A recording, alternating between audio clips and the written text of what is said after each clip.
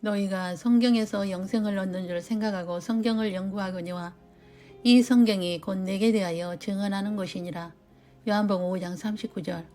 내가 너희와 함께 있을 때에 너희에게 말한 바 곧 모세의 율법과 선지자의 글과 시편에 나를 가리켜 기록된 모든 것이 이루어져야 하리라. 누가복음 24장 44절. 모세와 모든 선지자의 글로 시작하여 모든 성경에 쓴 바 자기에 관한 것을 자세히 설명하시니라. 누가복음 24장 27절입니다. 대부분의 기독교인은 구약의 여호와가 성부로 생각하고 가르치기 때문에 구약의 여호와가 성부이지 예수님이라는 것을 알지 못하여 삼위일체론이나 기독론에 관심이 없으며 믿음 체계가 정립되지 않고 신앙생활을 하는 것 같습니다. 그것은 신학교의 교육 시스템으로 신학교에서 기본적인 성경을 배우지 않고 목회를 하기 때문입니다. 그런데 신학교 과정을 거치지 않고 사역을 하는 사람들은 삼위일체론이나 기독론도 모르고 설교를 하고 성경에도 없는 말들을 쏟아놓는 것을 손바닥에서 얼마든지 볼 수 있게 됩니다. 그러므로 사람이 많이 모이고 구독자가 많이 모이면 더 사람들이 모이게 되어 미혹에 노출된 시대에 우리는 살고 있습니다. 태초에 하나님이 천지를 창조하시니라. 태초에 엘로힘, 즉 삼위 하나님이 하늘들과 땅을 창조하셨다고 하셨습니다. 엘로힘은 삼위 하나님으로 창조자들이라는 뜻으로 창조하실 것을 계획하시고 계획을 발표하신 분이 성부이시며 직접 창조를 하신 분이 성자이시며 성자를 도우시는 분이 성령이십니다. 이것에 대한 증거의 말씀은 태초에 말씀이 계시니라. 이 말씀이 하나님과 함께 계셨으니 이 말씀은 곧 하나님이시니라. 그가 태초에 하나님과 함께 계셨고 만물이 그로 말미암아 지은 바 되었으니 지은 것이 하나도 그가 없이는 된 것이 없느니라. 요한복음 1장 1절로 3절입니다. 이 모든 날 마지막에는 아들을 통하여 우리에게 말씀하셨으니 이 아들을 만유의 상속자로 세우시고 또 그로 말미암아 모든 세계를 지으셨느니라. 이는 하나님의 영광의 광채시여 그 본체의 형상이시라. 그의 능력의 말씀으로 만물을 붙드시며 죄를 정결하게 하는 일을 하시고 높은 곳에 계신 지극히 크신 이의 우편에 앉으셨느니라. 히브리서 1장 2절로 3절입니다. 만물이 그에게서 창조되되 하늘과 땅에서 보이는 것들과 보이지 않는 것들과 혹은 왕권들이나 주권들이나 통치자들이나 권세들이나 만물이 다 그로 말미암고 그를 위하여 창조되었고 또한 그가 만물보다 먼저 계시고 만물이 그 안에 함께 섰느니라. 골로새서 1장 16절에서 17절입니다. 구약의 여호와 즉 야훼의 의미는 보혈을 흘리시기로 계약하신 분으로 법적 계약을 하신 분으로 창조자가 인간이 되셔서 피를 흘릴 것을 계약하신 분이라는 의미이며 야훼 엘로힘의 단어가 창세기 2장 4절에서 처음 나오고 구약 전체에서 야훼 엘로힘으로 나옵니다. 그런데 모세가 출애굽 후 십계명을 바꿔서 십계명 중에 너는 내 하나님 여호와의 이름을 망령되게 부르지 말라. 여호와는 그의 이름을 망령되게 부르는 자를 죄 없다 하지 아니하리라. 출애굽기 20장 7절. 여호와의 이름을 망령되게 부르지 말라는 이 말씀 때문에 야훼를 발음하지 않으려고 모음인 A와 E를 빼버리고 자음만 쓰게 되어 이스라엘은 야훼의 이름을 부르지 않고 몸을 흔들고 성경을 읽고 있습니다. 그로부터 700년에서 1100년에 이스라엘의 유명한 성경인 마소라 성경에서 발음할 수 없는 야훼를 라틴어로 제호바로 부를 수 있는 야훼 이름이 된 것입니다. 그리고 이민 나간 유대인들이 알렉산드리아에서 많이 살았는데 그들은 히브리어를 잊어버리고 헬라어를 사용하는 그들을 위해 유대인 학자들이 구약을 읽게 하기 위해 헬라어 성경을 만든 것이 70인역 성경입니다. 70명의 유대인 학자들이 히브리어 성경을 그리스어로 바꿀 때에 야훼를 퀴리오스, 더 로드, 더 마스터, 즉 주님으로 바꾸면서 70인역에서 보혈을 뽑아버리고 주님의 초점을 맞춘 것입니다. 그 1611년 킹제임스 성경에서 야훼를 제호바와 더 로드로 번역하여 우리는 예수님을 주님이나 주로 부르고 있습니다. 그러나 본래의 뜻은 야훼로 피 흘리시는 예수님이라는 것입니다. 창세전에 피 흘리기로 계약되신 분인데 번역에서 주님 또는 주인이라는 개념으로 피 흘리시는 분이신 보혈이 빠지게 되었습니다. 그래서 가브리엘이 예수라는 이름을 주신 것이 아들을 낳으리니 이름을 예수라 하라. 이는 그가 자기 백성을 그들의 죄에서 구원할 자이심이라. 마태복음 1장 21절에 피 흘리실 곳이 담긴 예수의 이름을 주신 것입니다. 그러므로 우리는 주님으로 부르는 것보다 야훼나 예수님으로 불러야 십자가에서 피 흘리시는 분의 의미가 있는 이름을 부르는 것입니다. 주님으로만 부른다면 피가 없는 주인으로만 부르는 것과 같습니다. 유대인의 조상인 아브라함을 만난 분이 예수님이시며 아브라함이 태어나기 전부터 계신 분이 예수님이십니다.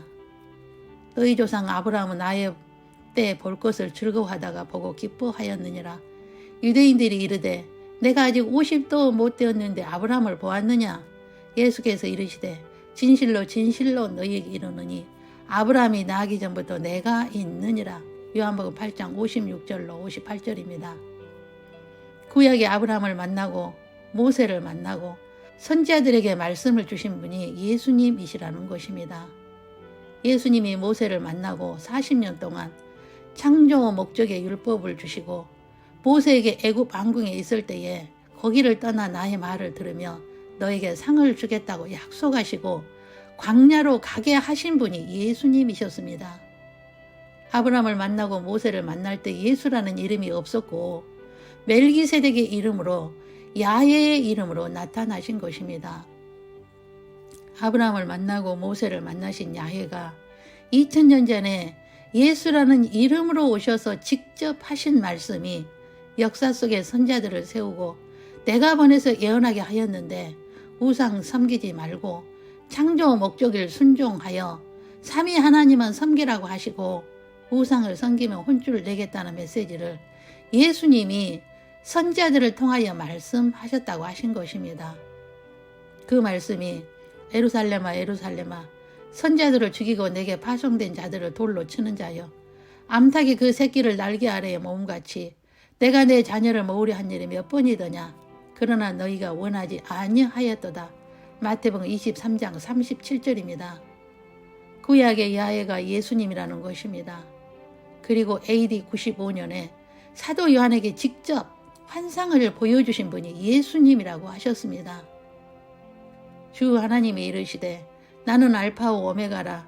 이제도 있고 전에도 있었고 장차 올 자여 전능하신 자라 하시더라. 계시록 1장 8절입니다. 예수님은 알파오 오메가이시며 역사의 시작이고 끝이시며 다시 오실 분이 예수님이십니다.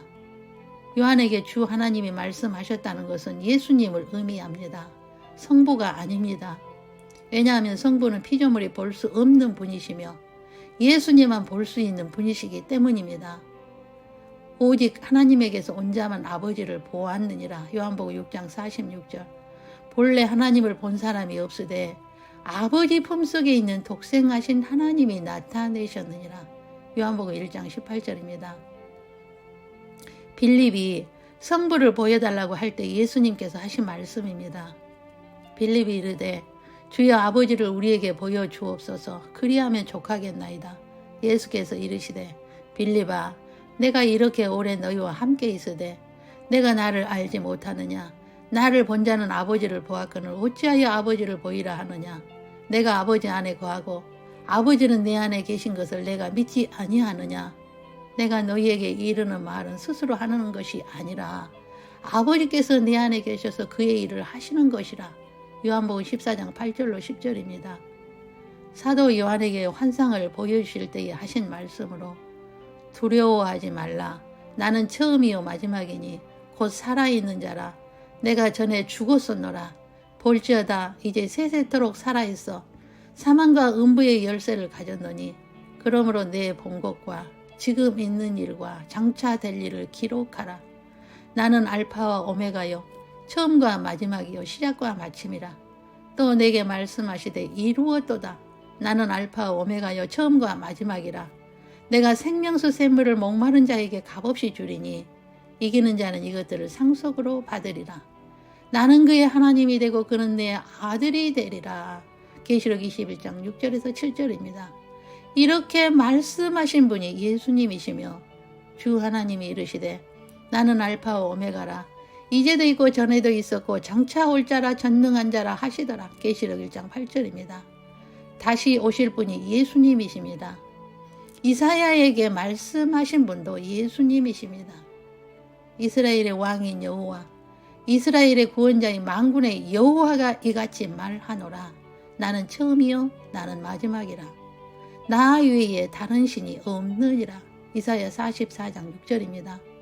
그러므로 구약의 야훼가 예수님이시며 그분은 보이지 아니하는 하나님의 형상으로 만물이 그에게서 창조되되 하늘과 땅에서 보이는 것들과 보이지 않는 것들과 왕권들이나 주권들이나 통치자들이나 권세들이나 만물이 다 그로 말미암고 그를 위하여 창조되었고 만물보다 먼저 계시고 만물이 그 안에 함께 지어졌습니다.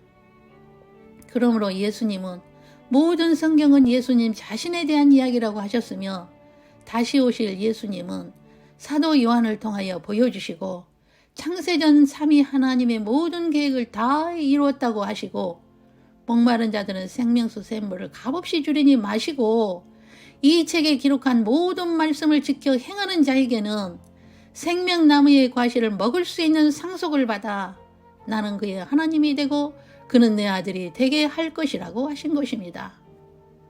예수님의 재림은 심히 가까이 있습니다. 그러므로 예수님의 정체성을 바로 알고 예수님을 경외하여 환난을 겪지 않고 상속을 받을 수 있는 신부로 준비하는 우리들이 되어야 합니다. 예수님의 이름만 바로 알아도 예수님을 어떻게 경외하고 예수님의 뜻을 이루기 위해 어떤 사람이 되어야 하는지 깨닫게 될 것입니다. 예수님은 다시 오실 때에 창세 이후로 없었던 큰 환난의 날을 피하는 방법에 대하여 감람산 설교를 통하여 예언해 주셨으며 그 날에 슬피 울며 이를 가는 일이 없도록 하라고 하신 것을 늘 상고하여 재림을 준비하는 슬기 있는 처녀들이 되시길 주 예수 그리스도의 이름으로 축원합니다. 기도하겠습니다. 내가 곧 길이요 진리요 생명이니 나로 말미암지 않고는 아버지께로 올 자가 없느니라 하시고 다른 이로서는 구원을 받을 수 없나니 천하 사람 중에 구원을 받을 만한 다른 이름을 우리에게 주신 일이 없음이라 하신 예수님, 역사를 시작하신 분이시며 또한 마치시는 알파와 오메가이시며 처음과 마지막이 되신 예수님께서 다시 오실 날이 심히 가까이 있음을 보게 하시고 듣게 하시오니 감사합니다. 이것은 예수님의 은혜 안에 있기 때문이며 아무나 듣고 소화할 수 없는 하나님의 신비를 깨닫고 오직 예수님만을 경외하여 창조 목적 학계의 과정을 마치고 졸업식을 앞둔 슬기 있는 처녀들로 오늘을 준비하겠습니다.